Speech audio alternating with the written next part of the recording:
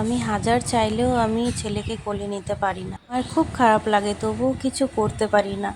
কারণ আমার সোনা পাপা আমার কাছে সকাল থেকে থাকতে চায়, খেলতে চায়, কিন্তু আমি ওকে নিতে পারি না। কারণ সংসারে প্রচুর কাজ থাকে। সকাল টাইমটা অনেকটাই কাজগুলো করতে করতে ওকে কোলে নেওয়া হয় না।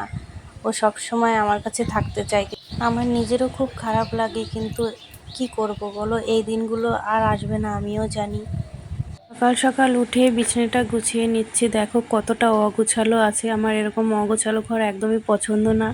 তো সকালে উঠে ফার্স্টে আমি এই জায়গাগুলো গুছিয়ে নিই। ওর জামা কাপড়গুলো গুছিয়ে জায়গা মতন রেখে দিলাম। এখন ওর দুধের বোতল, জলের বোতলগুলো ধুতে যাচ্ছি।